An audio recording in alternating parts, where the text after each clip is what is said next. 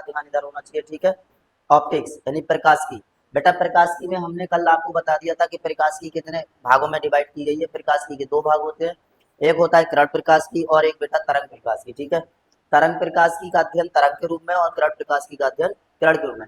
मतलब किरण प्रकाश में बताया गया कि प्रकाश सीधी रेखा में गमन करता है, और तरंग तरंग प्रकाश में बताया गया कि प्रकाश तरंग के रूप में गति करता है। ये किसने बताया था? प्रकाश तरंग के रूप में गति करता है, हाइगेंस ने। और प्रकाश सीधी रेखा में गमन करता है, ये किसने बताया था? न्यूटन ने। तो अब आगे बढ़ जाए भाई, ठीक है बेटा। आगे हमने ये भी इसमें देख लिया था कि भाई प्रकाश किरण प्रकाश की में कितने पार्ट होते हैं, हमें कितने टॉपिक्स पढ़ रहे हैं, यानी कितने चैप्टर्स क्लियर करने हैं। तो एक प्रकाश का परावर्तन, एक अपवर्तन और एक वर्ण विक्षेपण। और बेटा आपका उसमें तरंग प्रकाश की में कितने पार्ट करने हैं, कितने टॉपिक्स क्लियर करने हैं? एक आपका विवर्तन, व्यतिकरण और ध्रुवण, ठीक है। तो सबसे पहला पॉइंट था हमारा प्रकाश का परावर्तन। क्या था भाई? प्रकाश का परावर्तन। कल हमने प्रकाश का परावर्तन भी समझ लिया था कि प्रकाश का परावर्तन किसे कहते हैं और प्रकाश के परावर्तन के प्रकार कितने हैं, ठीक है। आज हम देखेंगे बेटा प्रकाश का परावर्तन दर्पण द्वारा। तो देखोगे दर्पण से। तो सबसे पहले हम यहाँ पर दर्पण समझते हैं कि भाई दर्पण किसे कहेंगे। बेटा ध्यान से समझोगे सभी बच्चे। दर्पण यानी कि मिरर। बाबू दर्पण को इंग्लिश में मिरर कहते हैं। नजर सामने होनी चाहिए सब बच्चों की, ठीक है। कोई बच्चा बताएगा भाई मिरर किसे कहते हैं, दर्पण किसे कहते हैं? कोई बताएगा? आप लोगों में से पता है किसी को?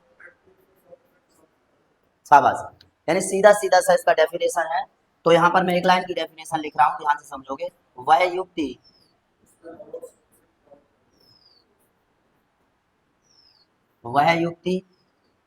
जो प्रकाश का लगभग 100% परावर्तन कर देती है। समझ रहे? वह युक्ति जो प्रकाश का लगभग 100% परावर्तन करती है, उसे क्या कहते हैं भाई? दर्पण कहते हैं। प्रकाश का लगभग 100% परावर्तन कर देती है,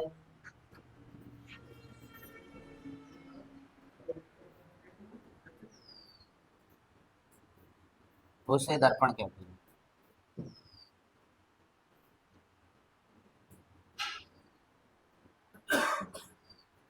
बताओ बेटा कोई दिक्कत है यहाँ तक? तो वह युक्ति जो लगभग प्रकाश का 100% परावर्तन कर देती है, उसे क्या कहते हैं बाबू? दर्पण कहते हैं। बस ध्यान से समझना, ओके। समझ गया दर्पण किसे कहते हैं सब बच्चे? अब भैया दर्पण के बाद हमें ये मेन चीज समझना है कि दर्पण का निर्माण किससे हुआ है। थोड़ा सा ध्यान से समझोगे बेटा। दर्पण का निर्माण, सब बच्चों का ध्यान इधर होना चाहिए बाबू। दर्पण का निर्माण किससे होता है? ग्लूकोज से। किससे होता है भाई? ग्लूकोज से, ओके। और ग्लूकोज का फॉर्मूला सब बच्चों को पता है, क्या होता है? C6H12O6। तो दर्पण का निर्माण किससे होता है? ग्लूकोज से। और बेटा दर्पण के पीछे जो पॉलिश होती है, दर्पण के पीछे जो पॉलिश होती है वो किसकी होती है, पता है किसी को?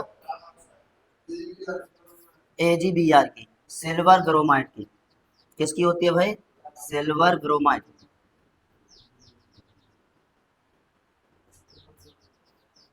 सिल्वर ब्रोमाइड की दर्पण के पीछे पॉलिश हुई होती है, ये याद रखना आप लोग। निर्माण ग्लूकोज से, पॉलिश AgBr की, और परिभाषा आपके सामने लिखी हुई है, जल्दी से नोट करो फिर आगे बढ़ते हैं। तो देखिए दर्पण के प्रकार की बात करें कि ये कितने प्रकार का होता है। दर्पण के प्रकार, ठीक है। सबसे पहला समतल दर्पण, दूसरा बेटा गोलीय दर्पण,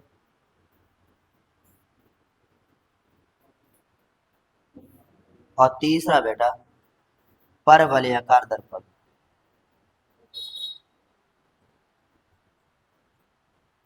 परवलयाकार दर्पण, ठीक है बेटा, ओके।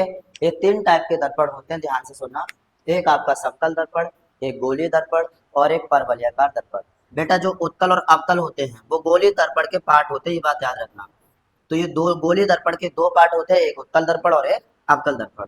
तो पहला उत्तल दर्पण और दूसरा होता है बेटा अवतल दर्पण।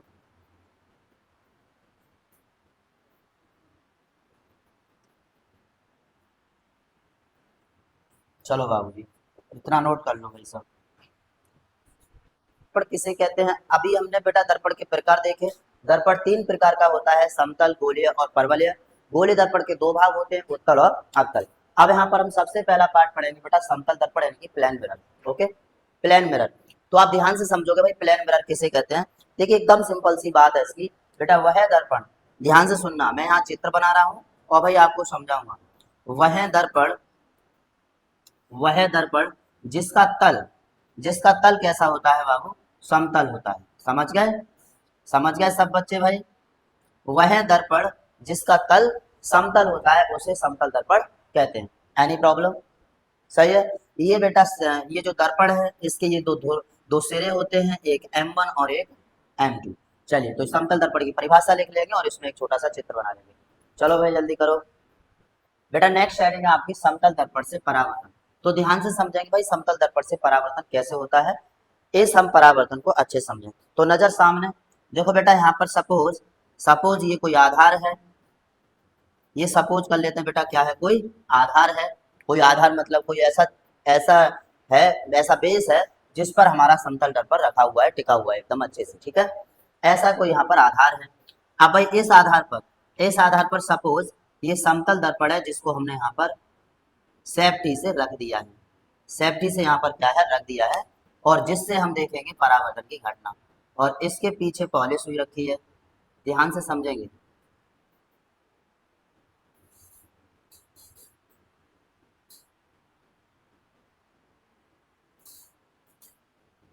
इस समतल दर्पण के पीछे पॉलिश हुई रखी है, ठीक है, समझ गए। ये कोई आधार है, ये समतल दर्पण है जो सेफ्टी से रखा हुआ है एकदम, ओके, जिससे हमें बेटा यहाँ पर देखना है प्रकाश का परावर्तन।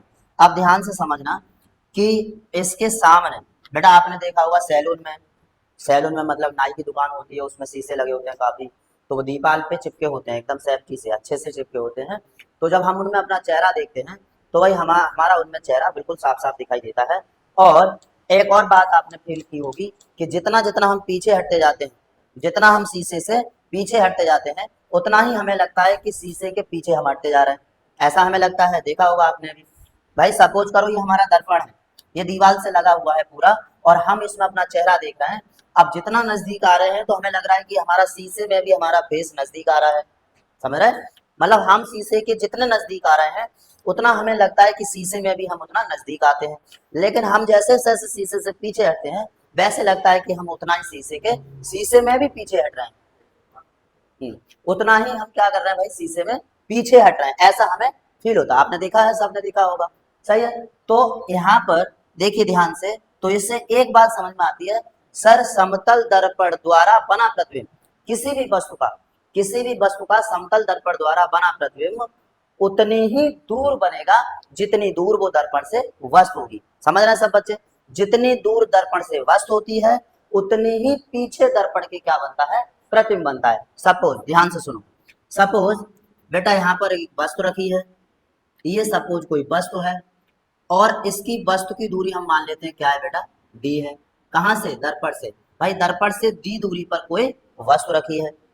अब जितनी दूरी पर वस्तु रखी है ना, उतना ही पीछे दूर जाके क्या बनेगा, वस्तु का प्रतिबिंब बनेगा। तो सुनो कैसे, देखिए यहां से मैं बेटा यहाँ पर समतल दर्पण द्वारा परावर्तन आपको समझा रहा हूं, और सॉरी प्रतिबिंब का बनेगा, एक मिनट, चलिए ठीक है। यहाँ पर बेटा एक मिनट, सॉरी गलती हो गई बेटा, समतल दर्पण से प्रतिबिंब का बनना, यहाँ पर प्रतिबिंब का बनना होगा बाबू, ठीक है, परावर्तन नहीं होगा, प्रतिबिंब का बनना, चेंज कर लेंगे थोड़ा सा, प्रतिबिंब का बनना। और यहीं पर मैं आपको बताऊंगा भाई प्रतिबिंब क्या होता है।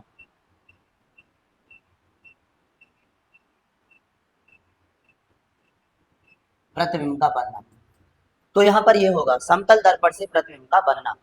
थोड़ा सा चेंजिंग कर लेंगे हेडिंग में। चलिए अब यहाँ पर हमने देखा ये कोई वस्तु है, डी दूरी पर रखी हुई है, तो यहाँ होगा क्या कि प्रकाश की किरणें इस वस्तु से दर्पण पर आपतित होती है, ये प्रकाश की किरणें हैं, और वस्तु से कहाँ आपतित हो रही है, दर्पण पर, ओके, और इससे टकरा कर उसी माध्यम में वापस लौट जाती हैं। ये इससे टकराई और भैया उसी माध्यम में वापस लौट गई। इतनी बात समझ में आई सबको? अब बेटा यदि हम इन किरणों को, इन प्रकाश की किरणों को पीछे हटाते हैं, इन प्रकाश की किरणों को यदि हम पीछे हटाते हैं, तो पीछे हटाने पर ये दोनों एक दूसरे को काटती हैं, और जहां या जिस बिंदु पर काटती हैं वहीं उस वस्तु का क्या बन जाता है, प्रतिबिंब बन जाता है। तो जितनी दूर वस्तु रखी है उतना ही पीछे शीशे के क्या बन जाता है, प्रतिबिंब बन जाता है। Any problem? सही है बेटा। तो यहाँ पर ये ए वी कोई वस्तु है और ए डैश बी डैश यहाँ पर क्या बन गया, इमेज बन गया। तो आप याद रखोगे कि समतल दर्पण द्वारा बना प्रतिबिंब, समतल दर्पण द्वारा बना प्रतिबिंब, सबसे पहली बात, पहला नंबर बेटा वस्तु के क्या होगा, बताइए, वस्तु के बराबर होता है, वस्तु के बराबर होता है, और उल्टा होता है, और नंबर 3 वास्तविक होता है। वास्तविक होगा ना भैया, वास्तविक होगा। अगर हम चेहरा अपना देख रहे हैं तो चेहरा हमारा ही दिखेगा, तो वो वास्तविक है। समझ गए? सॉरी सीधा होता है।